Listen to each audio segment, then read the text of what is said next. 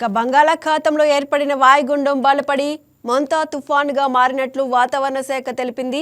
నైరుతి ఆగ్నేయం మధ్య బంగాళాఖాతంలో ఇది కేంద్రీకృతమై ఉంది. ఇక తుఫాను పశ్చిమ వాయవ్య దిశగా కదులుతోంది. గడిచిన 6 గంటల్లో గంటకు 16 కిలోమీటర్ల వేగంతో కదిలిందని, మంగళవారం ఉదయానికి తీవ్ర తుఫానుగా మారే అవకాశం ఉందని వాతావరణ శాఖ అధికారులు తెలిపారు. విశాఖకు దక్షిణ ఆగ్నేయంగా 710 కిలోమీటర్ల దూరంలో, కాకినాడకు ఆగ్నేయంగా 680 కిలోమీటర్ల దూరంలో, చెన్నైకి తూర్పు ఆగ్నేయంగా 600 కిలోమీటర్ల దూరంలో తుఫాను కేంద్రీకృతమై ఉంది. తీరం వెంట 50 నుంచి 70 కిలోమీటర్ల వేగంతో ఈదురు గాలులు వీచే అవకాశం ఉంది.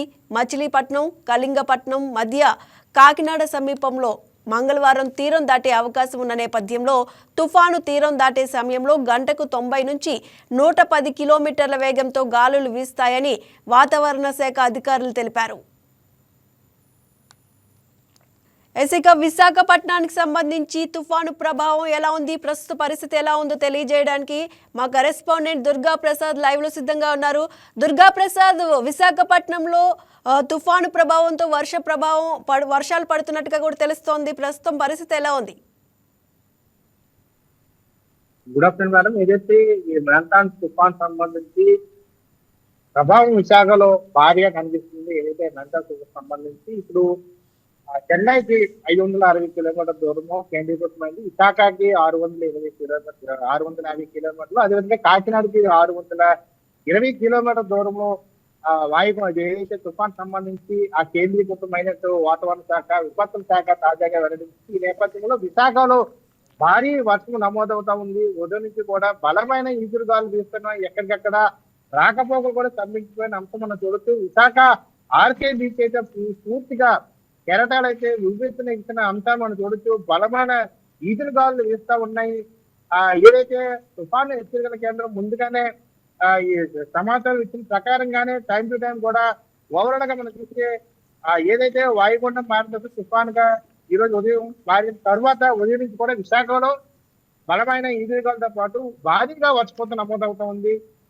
లోతట్టు ప్రాంతాలు ప్రథమంగా కూడా పూర్తిగా నిండిపోయిన పరిస్థితి. అయితే ముందుగానే సహాయ చర్యలు ప్రారంభించారు కాబట్టి ఎవరైతే లోతట్టు ప్రాంతాల్లో ఉండే ప్రజల్ని సురక్షిత ప్రాంతాలకు తరలించేందుకు అన్ని రకాల కసరత్తులు చేశారు. మరోవైపు విశాఖలో కొండవాళ్ళ ప్రాంతాల్లో నివసించే వారు ఎక్కువగా ఉన్నారు. హనుమంతవాక, సింహాచలం, గాజువాక పట్టే ప్రాంతాల్లో ఆ కొండవాళ్ళ ప్రాంతాల్లో నివసించే ప్రజలు కొంచెం ఇబ్బంది పడతా ఉన్నారు. భయంకరమైన పరిస్థితి కనిపిస్తా ఉంది. ఒక ఆయనక భయంకరంగా వారు ఆందోళన వ్యక్తం చేస్తా ఉన్నారు. అయితే అధికారులు కావచ్చు, లేకపోతే పోలీస్ సిబ్బంది కావచ్చు, ఆ ప్రాంతానికి చేరుకొని వారికి కావాల్సిన ఆ సహాయ సహకారాలు ప్రారంభించారు. ప్రథమంగా కొండవాళ్ళ ప్రాంతంలో భారీ వర్షపాతం నమోదవుతున్న నేపథ్యంలో ఏవైనా ప్రమాదాలు జరగవచ్చని చెప్పి ముందుగానే సహాయ చర్యలు ప్రారంభించారు.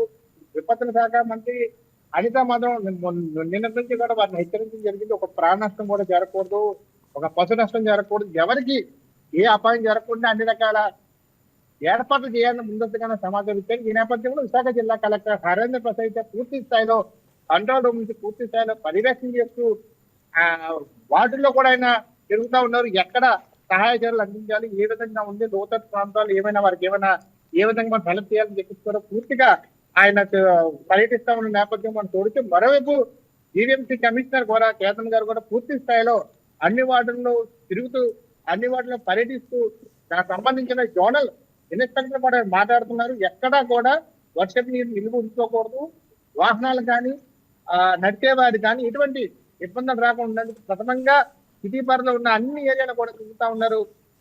మరోవైపు దానికి సంబంధించిన అధికారులు కూడా హెచ్చరిస్తూ బీచ్ రోడ్డు మనం చూస్తున్నాం. అయితే ఎక్కడ కూడా పర్యాటకుల్ని సముద్రంలోనికి వెళ్ళనీయట్ల, పర్యాటకుల్లా కాకుండా స్థానికులను కూడా ఎవరిని కూడా సముద్రంలోనికి వెళ్ళనీయకుండా పోలీసులు అయితే పూర్తిగా కట్టదిట్టమైన ఏర్పాటు చేస్తారు. నిత్యం కూడా పర్యాటకులతో ఈ సాగత్యం కిటకిటలాడుతుంది.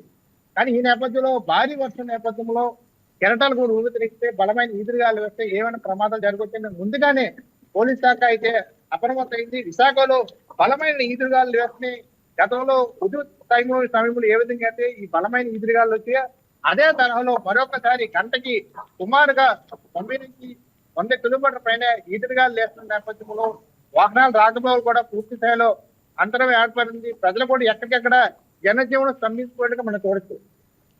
ఎస్ దుర్గాప్రసాద్, అయితే లోతట్టు ప్రాంత ప్రజల్ని కానీ అలాగే తీర ప్రాంత ప్రజల్ని కానీ పునరావాస కేంద్రాలకు తరలించే ఉంటారు ఇప్పటికే. ఎందుకంటే అక్కడ వర్ష ప్రభావం కూడా బాగానే ఉన్నట్టుగా తెలుస్తోంది. అక్కడ లోతట్టు ప్రాంతాలు ఏదైతే పునరావాస కేంద్రాలకు తరలించిన ప్రజలకు ఎలాంటి సౌకర్యాలు కల్పిస్తున్నారు, అధికారులు ఎలాంటి చర్యలు తీసుకున్నారు? ముందుగానే లోతట్టు ప్రాంతంలో ఉండేవారిని గుర్తించారు కాబట్టి సురక్షిత ప్రాంతాలను తరలించారు. మరోవైపు తుఫాను కేంద్రాల వద్ద అంటే మురికివాడలు స్లమ్ ఏరియా ఉండే వారికి ఆ తుఫాను కేంద్రాల వద్ద వారికి బస ఏర్పాటు చేశారు. వారికి ఏ విధంగా ప్రభుత్వం నుంచి ప్రోత్సాహం అందించాలి, ఆహారం కావచ్చు, నీరు కావచ్చు, ఎవరికి ఎటువంటి ఇబ్బంది రానివ్వకుండా ముందస్తుగానే ప్రభుత్వం అయితే ప్రణాళికబద్ధంగా వెళ్తుంది కాబట్టి ఖచ్చితంగా వారికి ఏ ఇబ్బంది లేకుండా అన్ని రకాల ఏర్పాట్లు చేశారు. గతంలో సుదూర్ టైంలో అప్పటి ముఖ్యమంత్రిగా పనిచేసిన నారా చంద్రబాబు నాయుడు విశాఖలో ఏ విధంగా భీకరమైన తుఫాను ఏ విధంగా అలజడి సృష్టించిందో ఆయన పూర్తిగా తెలుసు కాబట్టి ఆయన ఇక్కడే ఉండి 18 రోజులు పూర్తి స్థాయిలో రీస్టోర్ చేసేది మామూలు విషయం కాదు.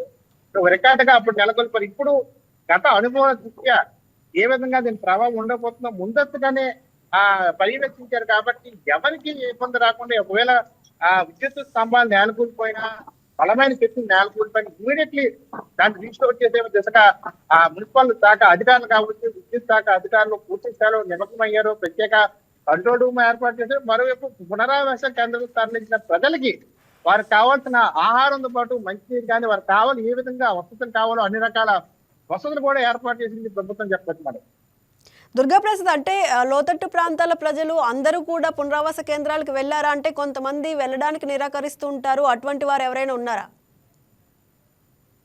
ముందస్తుగానే లోతట్టు ప్రాంతాలు గుర్తించి వాళ్ళని హెచ్చరించారు. కొంతమంది ఏపీ ఉన్నవారిని అయితే వారిని ఏమైనా వాళ్ళు ప్రమాదాలు జరగవచ్చని ఉద్దేశంతో ముందుగానే తరలించారు. సురక్షితంగా ఉన్న ప్రాంతాన్ని గుర్తించారు, సురక్షిత లేని ప్రాంతాలు కూడా గుర్తించారు. సురక్షిత లేని ప్రాంతాలన్నీ కూడా పూర్తి స్థాయిలో తరలించారు. సురక్షిత ప్రాంతాలు ఆ ప్రాంతం ఉన్న వారు కూడా పోలీసు వారు పూర్తి స్థాయిలో పర్యవేక్షిస్తూ అక్కడ పర్యవేక్షిస్తూ ఏ విధంగా ఉంది, ఏ విధంగా నీటి ఏమైనా మునిగిందా లేకపోతే ప్రమాదం జరుగుతుందా అనే ఉద్దేశంతో వారు పర్యటన చేస్తున్నారు. కాబట్టి వాళ్ళకి కావాల్సిన అన్ని రకాల సదుపాయాలతో పాటు వారికి కావాల్సిన సేఫ్టీ మెథడ్ పాటిస్తున్నారు. బయటికి ఎవరిని కూడా రానియట్లేదు. ప్రజలు కూడా స్వచ్ఛందంగా ఒకవేళ ఎవరైనా బయటకు వచ్చి వాతావరణం ఎలా ఉందని చెప్పి చూద్దాం అనుకుంటున్నట్టు కూడా పోలీసులు వారు ఎక్కడెక్కడ బందోబస్తు ఏర్పాటు చేస్తారు. అసలు ఇది మంచి ఇది సురక్షితం కాదు, ఎవరు బయటకు రావద్దు, ఒకవేళ అవసరం ఉంటే బయటకు రాదు కానీ ఎవరు బయటకు రావద్దు ముందస్తుగానే సమాచారం ఉంటుంది. ఎవరు ప్రజలు కూడా ఎవరు బయటికి తిరగకుండా ఎక్కడికక్కడ నిర్బంధంగా ఉన్న పరిస్థితి కూడా మనం చూడుతున్నాం. దుర్గాప్రసాద్, అలాగే స్కూళ్ళు కాలేజెస్కి అయితే సెలవులు ప్రకటించింది ప్రభుత్వం. మరి ఇంకా అక్కడ ఏదైనా స్కూల్ రన్ చేస్తున్న పరిస్థితి ఏమన్నా ఉందా, లేదంటే అన్ని స్కూల్స్కి కూడా సెలవులు ఇచ్చారా? ఏదైతే ప్రభుత్వం ఆదేశించిన ప్రకారంగా ప్రభుత్వ స్కూళ్ళు కావచ్చు, ప్రైవేట్ స్కూల్ పూర్తి స్థాయిలో సెలవులు ప్రకటించారు 2 రోజుల పాటు. అదేవిధంగా జూనియర్ కాలేజీలు, డిగ్రీ కాలేజీలకి ఆంధ్ర యూనివర్సిటీ, అదేవిధంగా గీత యూనివర్సిటీ కూడా సెలవులు ప్రకటించారు. కానీ ఇంజనీరింగ్ కళాశాలకు మాత్రం అవంతి కావచ్చు, రఘు కావచ్చు, ఇట్లా ఏదైతే పాపులర్ అయిన ఇంజనీరింగ్ కాలేజీలు ఉన్నాయో ఏ ఇంజనీరింగ్ కూడా సెలవు ప్రకటించలేదు. ఒకంత విద్యార్థులు ఆందోళన వ్యక్తం చేసే తల్లిదండ్రులు కూడా ఉదయం వరకు ఏమో సమాచారం వస్తుంది చెప్పి వెయిట్ చేసినప్పుడు కూడా ఎక్కడ ఇంజనీరింగ్ కాలేజీలు ఎక్కడ సెలవు ఇవ్వకపోవడంతో ఈ వర్షంలోనే వారు తడుచుకుంటూ ఇబ్బందికరమైన పరిస్థితుల్లో వెళ్ళడం జరిగింది. మరోవైపు చాలా మంది పేరెంట్స్ కూడా ఏమైనా ప్రమాదం జరిగితే ఎట్లా అని చెప్పి కూడా కొంతమంది స్వచ్ఛందంగానే ఇంట్లో ఉంచేసిన పరిస్థితి. కానీ కొంతమంది చాలా యూనివర్సిటీ ఏదైతే ఇంజనీరింగ్ కళాశాలకు సంబంధించి వారికి ఒత్తిడి మేరకు విద్యార్థులు విన్నట్టుగా మనం చూడొచ్చు. ఈ నేపథ్యంలో కొంతమంది అసహనం కూడా వ్యక్తం చేశారు. ప్రభుత్వం ఆదేశాలు జారీ చేస్తుంది కూడా ఈ విధంగా ప్రైవేట్ ఇంజనీరింగ్ కళాశాల ఇటువంటి పరిస్థితుల్లో విపత్తుల్లో ఏదైతే ఇంజనీరింగ్ కాలేజ్ నడపడం వల్ల ఏమైనా ప్రమాదం చేస్తే ఎవరు రెస్పాన్సిబుల్ తీసుకుంటారని చెప్పి కూడా కొంతమంది ఆందోళన వ్యక్తం చేస్తున్నారు. ప్రభుత్వం ఇచ్చిన సూచనలు వారు పాటించకుండానే ఇట్లాంటి విపత్తుల్లో కూడా వారు కాలేజీ నడుపుతున్న అంశాన్ని మనం చూస్తున్నాం. దుర్గాప్రసాద్, అయితే ఉత్తరాంధ్ర జిల్లాలపై పక్కన ఉన్న శ్రీకాకుళం కానీ ఈ జిల్లాలపై తుఫాను ప్రభావం ఎలా ఉంది? ఉదయం నుంచి కూడా ఈ తుఫాను ప్రభావం మనం చూస్తే అటు కాకినాడ, విశాఖపట్నం భారీగా కనిపిస్తా ఉంది. ఎందుకంటే కాకినాడకి 560 కిలోమీటర్లు, విశాఖకి 560 కిలోమీటర్లు, కాకినాడకి 520 కిలోమీటర్ల మధ్య ప్రస్తుతం కేంద్రీకృతున్న నేపథ్యంలో ఈ ప్రభావం కాకినాడ, విశాఖలో భారీగా కనిపిస్తుంది. అయితే ఉత్తరాంధ్రలో మనం చూస్తే శ్రీకాకుళం కూడా దీనికి ప్రభావం కనిపిస్తుంది. విజయనగరం, అనకాపల్లిలో భారీగా గత రాత్రి నుంచి వర్షం కురుస్తా ఉంది.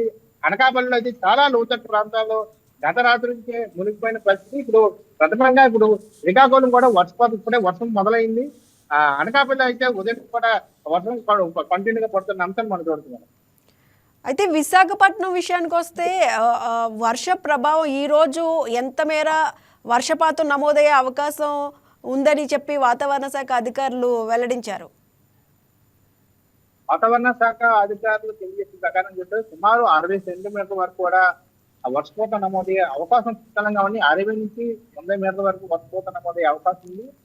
మరోవైపు రెడ్ అలర్ట్ ప్రకటించిన అటు కృష్ణా డిస్ట్రిక్ట్ కావచ్చు, ప్రకాశం, నెల్లూరు, అది ప్రథమంగా ఈస్ట్ గోదావరి, వెస్ట్ గోదావరి, కాకినాడ వంటి ప్రాంతాల్లో భారీగా వర్షపాతం నమోదయ్యే అవకాశం ఉంది. అయితే విశాఖలో మొదటగా మనం చూసినట్టయితే రేపటి నుంచి దీని ప్రభావం ఉంటుందని ఎక్స్పెక్ట్ చేశారు, కానీ ఈ రోజు నుంచే పూర్తిస్థాయిలో దీని ప్రభావం, తుఫాను ప్రభావాన్ని గంట తుఫాను ప్రభావం చూపిస్తుంది. యాక్చువల్లీ కాకినాడ పంచాయత్ ప్రాంతాల్లో దీని ప్రభావం ఈ రోజు ఉంటుంది. రేపటి ఈ రోజు సాయంత్రం కానీ రేపు ఉదయం నుంచి విశాఖలో దీని ప్రభావం ఉండబోతుంది అందరూ ఎక్స్పెక్ట్ చేశారు. వాతావరణ శాఖ అధికారులు కూడా దీన్ని ఈ రోజుకి ఆరెంజ్ అలర్ట్ ఇచ్చి రేపటికి రెడ్ అలర్ట్ ఇచ్చారు విశాఖ. కానీ పూర్తి స్థాయిలో దీని ప్రభావం ఉత్తరాంధ్రలో కనిపిస్తా ఉంది. ఉదయం నుంచి బలమైన గాలితో పాటు వర్షపాతం భారీగా నమోదవుతున్న అంశాన్ని మనం చూడవచ్చు. Right, thank you Durga Prasad.